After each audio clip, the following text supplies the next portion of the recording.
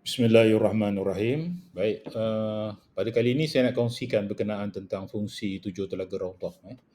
Jadi tujuh telaga raudah ni adalah merupakan bahan yang paling penting di dalam melakukan rawatan bersama dengan produk bidara spesialis.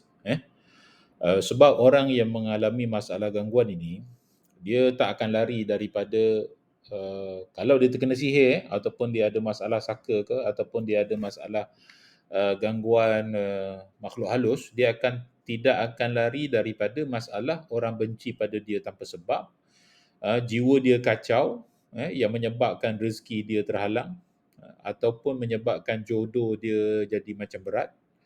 Kemudian yang ketiga, dia tak akan lari daripada masalah aura negatif yang ada di dalam rumah, dan juga aura negatif tu ada pada diri dia juga.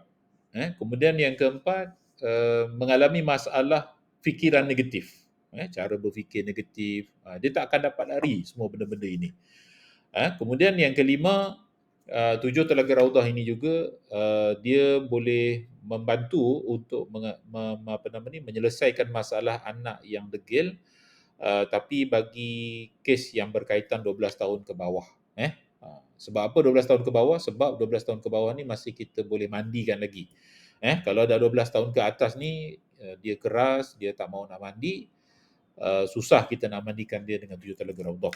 Tapi kalau boleh pujuk dia mandi dengan tujuh telaga raudah, boleh, tak ada masalah. Sebab saya nyatakan 12 tahun dekat sini bukan sebab tak boleh guna.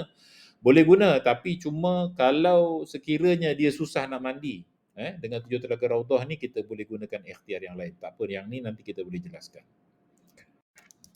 Penggunaan tujuh telaga raudah ni dia ada banyak cara, tapi cara yang seseorang pesakit itu dia kena buat, yang paling penting dia mestilah buat cara yang pertama ni, iaitu membuat mandian ais dengan tujuh telaga raudah. Ini benda yang paling penting sekali. Kalau dia nak guna kaedah-kaedah yang lain, sama ada dia nak guna mesin emulsifier ke, dia nak titis dekat nadi dia ke, apa benda semua, perkara wajib yang dia kena buat dulu ialah dia kena buat mandian ais ini. Cara dia ialah kita perlu titiskan 7 titis 7 telaga raudah ni ke dalam baldi yang sudah dicampur dengan air dan juga ais. Jadi air ini kita isi separuh sahaja daripada ke dalam baldi ini. Jangan isi penuh-penuh. Nanti kalau isi penuh-penuh kita tak darat pula nak angkat.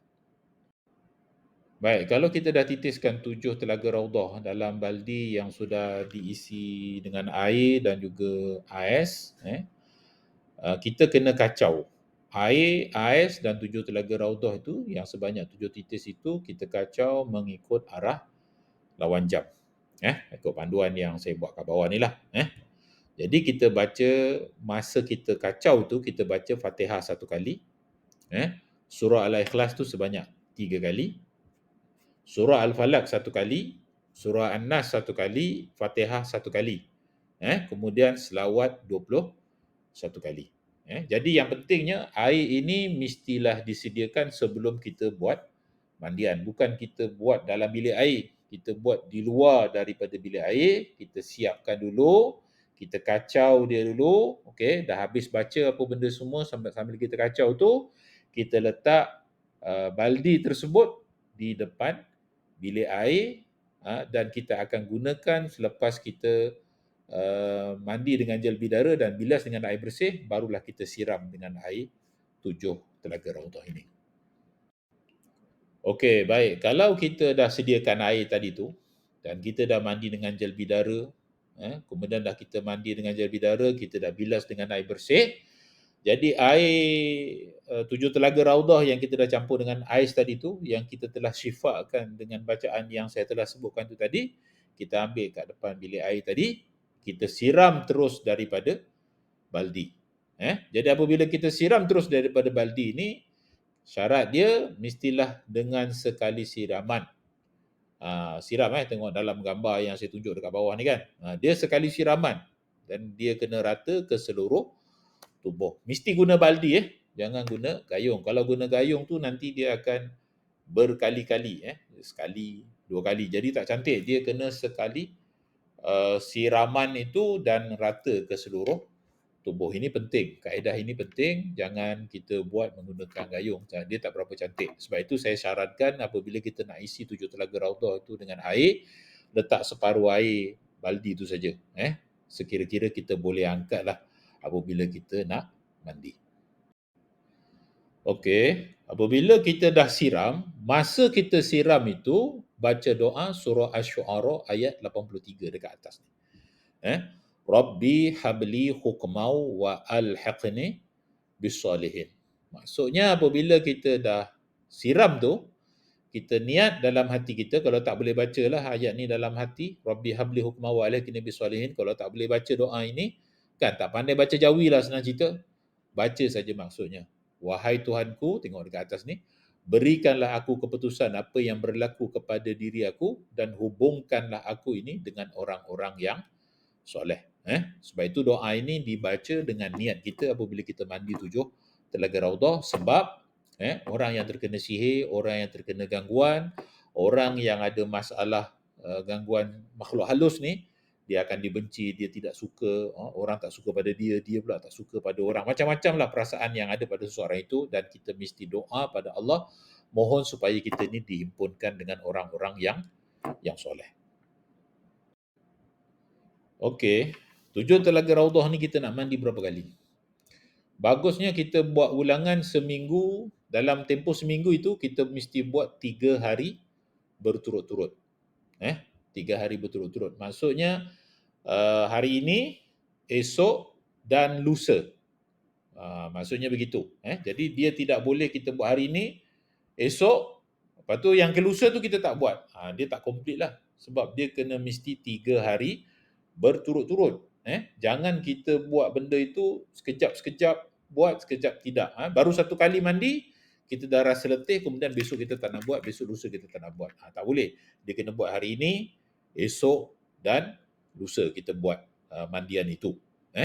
Okey, kemudian kita kena mandi 7 telaga Raudhah ni dalam satu hari berapa kali? Sekali sahaja.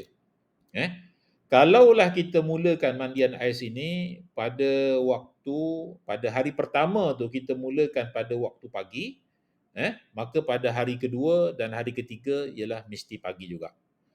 Tapi kalau kita mulakan 7 telaga Raudhah ini pada hari pertama itu petang, maka pada hari kedua dan juga hari ketiga mestilah petang. Jadi kita kena buat dalam tempoh 100 hari. Dalam sehari hanya cukup sekali mandi sahaja. Okey, ini cara kedua untuk gunakan 7 telaga Raudhah. Tapi seperti mana saya sebut, nak gunakan cara kedua ni, mesti syarat dia, seseorang itu mestilah buat mandian ais dulu, seperti mana yang saya dah ajar di depan. Boleh guna cara yang kedua ni, terus awak tak nak mandi ais kan? Tetapi kesannya tidaklah semaksimum kalau kita dah buat mandian ais. Kalau orang tu dah buat mandian ais, tak perlu guna air humidifier ni pun tak apa. Kan? Ni benda yang perlu kita kena faham. Jadi gunakan mesin air humidifier ni yang dia mengeluarkan wap wangian itu daripada parti 7 telaga Raudhah ni, dia buatkan wap air. Naik, dia wangikan satu rumah kita. Ataupun dalam bilik kita. Biasanya sesuai untuk dalam bilik lah mesin ni. Dia tak cover untuk satu rumah. Biasa dia cover untuk satu bilik. Bagi mengatasi masalah rumah ataupun kedai yang ada masalah gangguan. Jadi kita boleh pasang mesin ini pada 12 tengah hari, senja dan juga tengah malam hingga ke subuh. Itu waktu yang boleh kita gunakan. Jadi untuk rumah ni berapa lama tempoh yang bagus kita guna? Bagusnya ialah dalam tempoh 100 hari ke atas. Lepas 100 hari ni kalau sesekali ada gangguan kita boleh pasang. Tapi mana kalau hari ni dah okey, besok tak payah pasang lagi. Jadi tempoh dia yang paling baik untuk membersihkan gangguan dalam rumah kalau gunakan 7 telaga Raudhah ni juga lebih kurang dalam 100 hari. Okey, ini cara yang ketiga. Cara ketiga ni pun kalau kita nak buat, pastikan kita dah buat mandian ais dulu. Kita nak guna apabila kita pergi tempat kerja lah. Kita nak singkir rasa benci tanpa sebab. Sebenarnya nak singkir rasa benci tanpa sebab ni dah okey apabila kita buat mandian 7 telaga Raudhah menggunakan ais tu. Cara yang pertama tu. Cuma kadang-kadang, terdapat juga segelintir daripada kalangan yang menghadapi masalah ini, dia hadapi gangguan di tempat kerja dia. Jadi dia memerlukan juga untuk nak pakai dekat tempat kerja dia. Jadi untuk lebih berkesan, lakukan cara nombor satu terlebih dahulu. Ini yang saya sebut, dekat bawah tu untuk lebih berkesan, tengok dekat nota yang dekat bawah ni, gunakan cara nombor satu lebih dahulu, iaitu mandian ais selama 3 hari berturut-turut, barulah kita boleh gunakan cara yang ketiga ini. Okey, cara dia ialah kita titiskan 7 telaga raudhah pada jari manis sebelah kanan. Ni tangan saya sebelah kanan lah, ni jari manis kan. Titis dekat sini satu titis, kemudian sapu dekat kening. Kiri dan kanan, dan juga belakang kedua-dua telinga. Sini belakang. Gunakan jari manis. Tu cara dia. Baik, masa kita titiskan 7 telaga raudhah tu dekat jari manis ni, dan masa kita sapu dekat kening ni dan juga belakang telinga ni, kita baca ya wadudu, ya wadud. Dengar betul-betul ya wadudu, ya wadud. Tu ayat yang saya tunjukkan dekat bawah tu. Ya wadudu, ya wadud ni maksudnya wahai Tuhan yang memberikan rasa kasih sayang. Wahai Tuhan yang berikan rasa kasih sayang. Itu maksud dia. Baik, kita kena ingatlah segala ikhtiar yang kita dah buat ini, mandian 7 telaga raudhah ni kena ada niat dalam hati, mohon dengan Allah. Mohon dengan Allah tu mestilah terbit dekat hati kita. Jangan kita terlalu bergantung sangat dengan ikhtiar ini. Ikhtiar ini satu cara, tetapi hati tu jangan dibiarkan kosong. Mestilah diisi dengan mohon perlindungan daripada Allah, dan kita juga niat semua yang rasa benci pada kita bertukar menjadi suka dan juga sayang. Mudah-mudahan ikhtiar ini dapat membantu kepada mereka yang mengalami masalah terkena gangguan dan juga rasa bisa-bisa, rasa kepenatan berlebihan, maka baguslah buat mandian ais dengan 7 telaga raudhah ini. Mudah-mudahan panduan ini akan dapat menjelaskan kepada kita cara guna yang betul, dan juga yang paling penting ialah kita dapat merawat diri kita daripada semua gangguan yang kita sedang hadapi. Baik, sekian, terima kasih.